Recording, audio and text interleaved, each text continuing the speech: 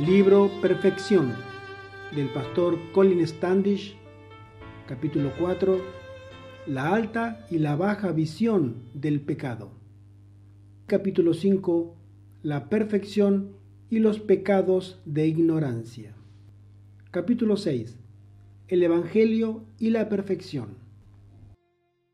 Capítulo 4, la alta y la baja visión del pecado.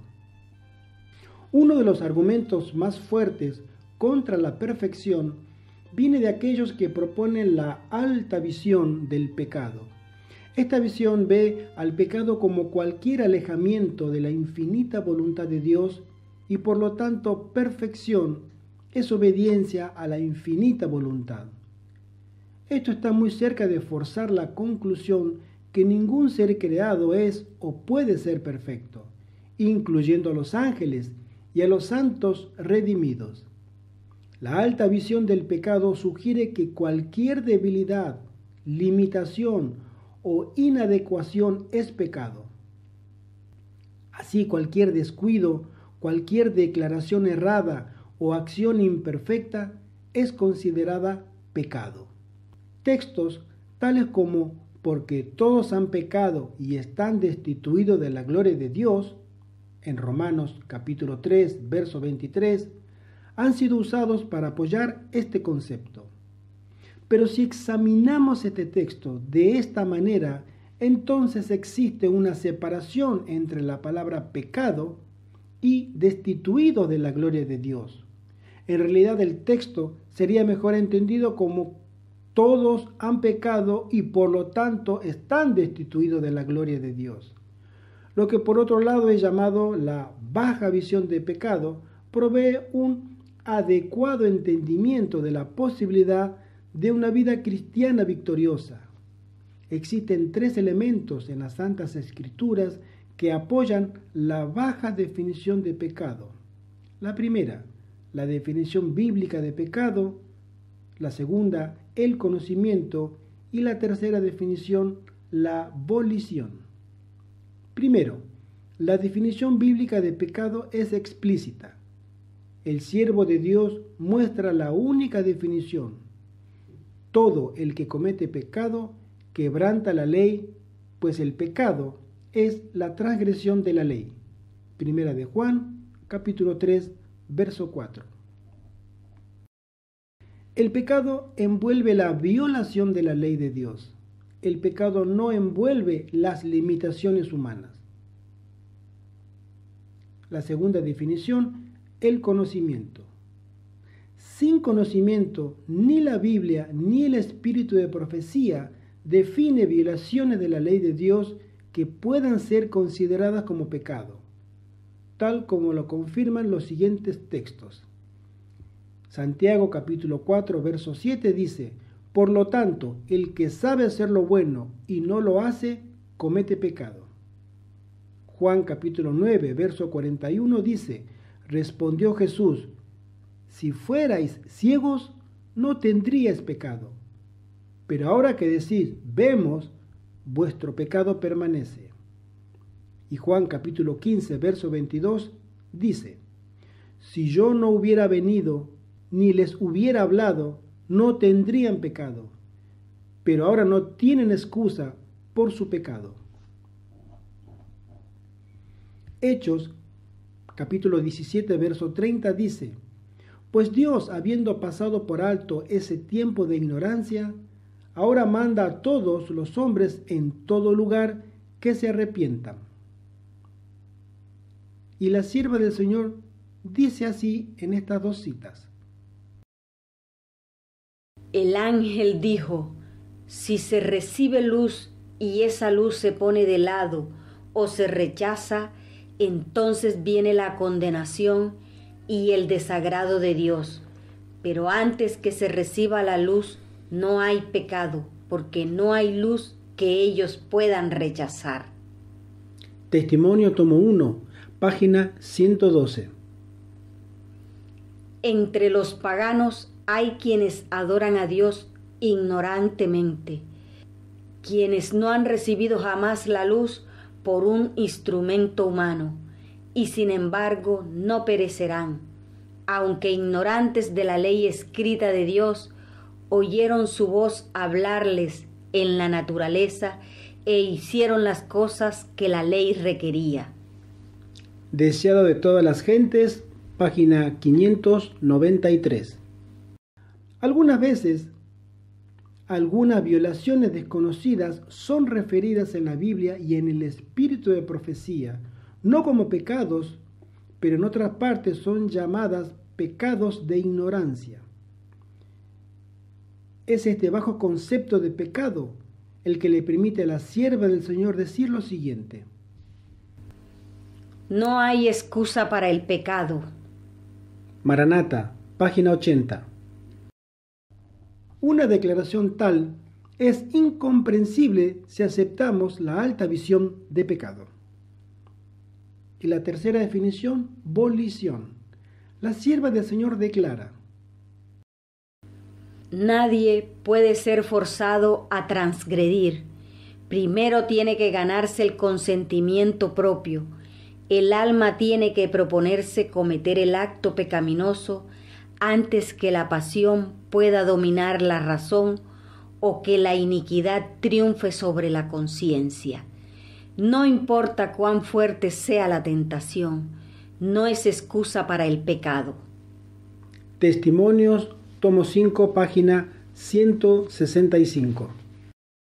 Como el conocimiento y la volición son cualidades de un pecado culpable, los conceptos de la alta visión de pecado y del pecado original se vuelven indefensibles. Capítulo 5. La perfección y los pecados de ignorancia. En los tiempos del Antiguo Testamento, Dios proveyó sacrificios por los pecados de ignorancia. Levíticos capítulo 4, versos 2 al 3 dice: Di a los israelitas, cuando alguien peque por inadvertencia contra alguno de los mandamientos del Señor y cometa algo prohibido, hará lo siguiente. Si el que ha pecado y ha traído culpa sobre el pueblo, el sumo sacerdote ungido ofrecerá al Eterno como expiación por su pecado un becerro sin defecto. Solamente cuando el penitente reconocía que había pecado ignorantemente, podía él hacer ese sacrificio. Así también, cuando aprendemos que hemos pecado ignorantemente durante nuestra vida pasada, tenemos que reconocer, confesar, arrepentirnos y abandonar ese pecado. ¿Y qué sucede con aquellos que nunca descubren sus pecados de ignorancia? ¿Están ellos perdidos, aun cuando son sinceros? ¿O aún tienen la seguridad de la salvación? Aun cuando nadie se pierda debido a los pecados de ignorancia, los pecados de ignorancia no son ignorados en el juicio. Jesús hizo expiación por los pecados de ignorancia de sus hijos dedicados.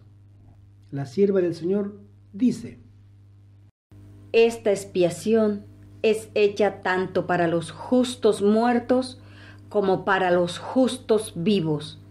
Incluye a todos los que murieron confiando en Cristo, aunque por no haber recibido luz acerca de los mandamientos de Dios, hubiesen pecado ignorantemente al transgredir sus preceptos.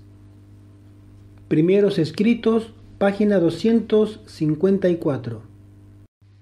Se debe observar en el pasaje anterior que la expiación por los pecados de ignorancia es hecha solamente por los justos muertos en su venida. Para entenderlo mejor, no hay una expiación por los pecados de ignorancia de los vivos después del cierre de la gracia, porque nuestro mediador habrá cesado en su ministerio sumo sacerdotal. Por lo tanto, es esencial que todo ser humano reciba un conocimiento completo del Evangelio eterno antes del cierre de la gracia, porque ningún transgresor de la ley puede ser salvo después del cierre de la gracia, aun cuando su pecado sea de ignorancia.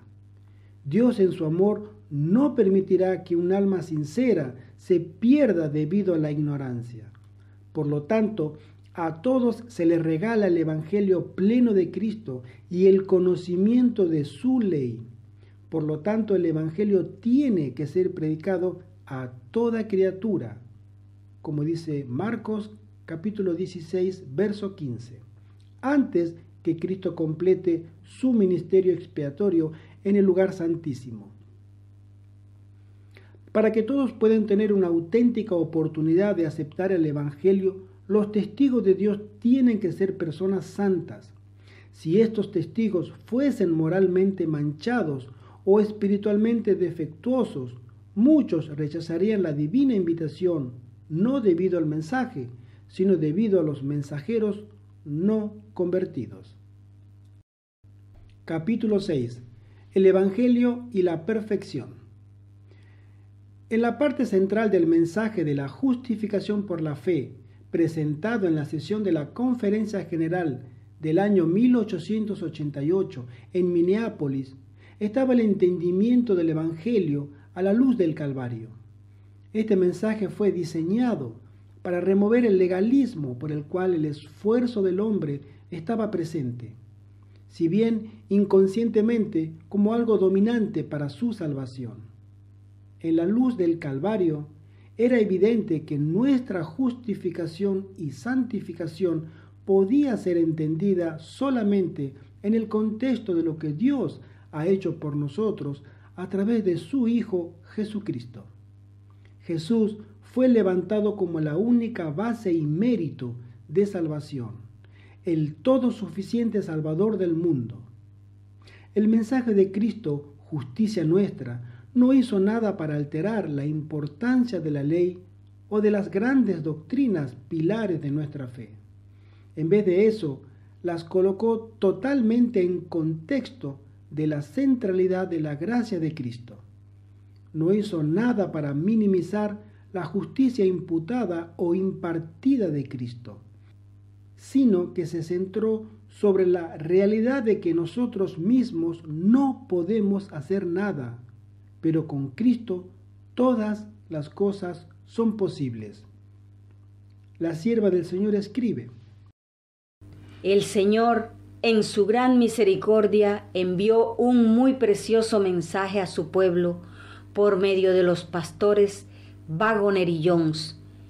Este mensaje había de presentar en forma más prominente al mundo al Salvador levantado, el sacrificio por los pecados del mundo entero.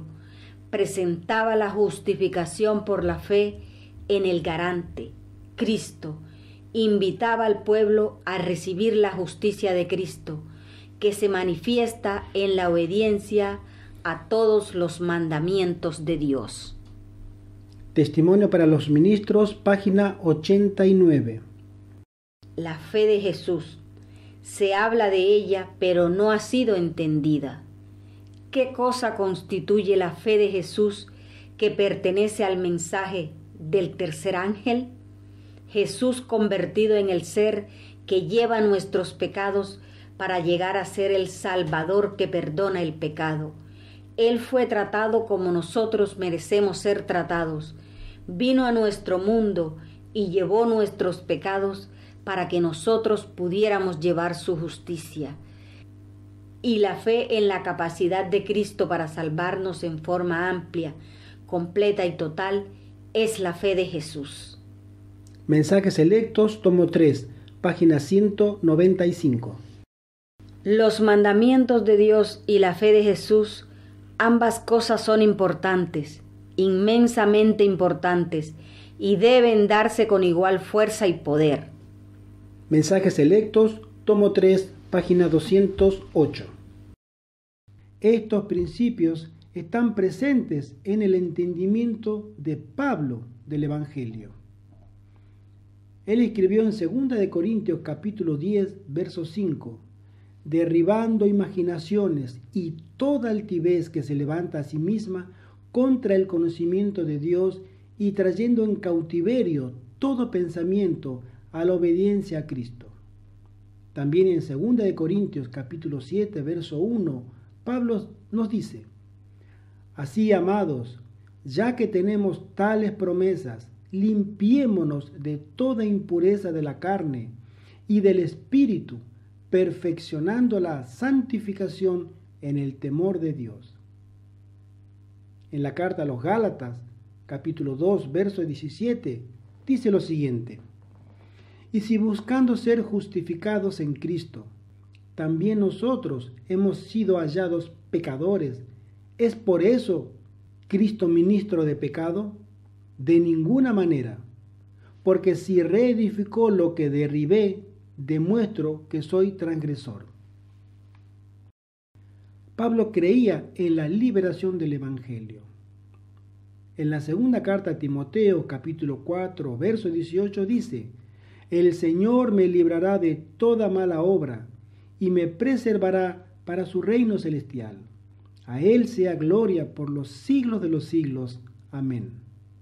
En 2 Corintios capítulo 2, verso 14 dice así: pero gracias a Dios que nos lleva siempre al triunfo en Cristo Jesús y por nuestro medio manifiesta en todo lugar la fragancia de su conocimiento. Pablo en Filipenses capítulo 4, verso 13 dice: todo lo puedo en Cristo que me fortalece. Y 1 Corintios capítulo 15, verso 34, Pablo dice: despertad como conviene y dejad de pecar, porque algunos no conocen a Dios. Para vuestra vergüenza lo digo. Pablo vio que Cristo proveería la victoria. 1 Corintios capítulo 10, verso 13 dice: no os ha venido ninguna tentación sino humana, pero Dios es fiel y no os dejará ser tentados más de lo que podéis resistir. Antes, junto con la tentación, os dará también la salida, para que podáis soportar. 1 Corintios capítulo 10, verso 13. La perfección de carácter no es la base o el mérito de la salvación. La salvación solo viene a través de Jesucristo, pero es la base fundamental para nuestra adaptación para el cielo, evidenciando que Cristo realmente está reinando en nuestras vidas. Amén.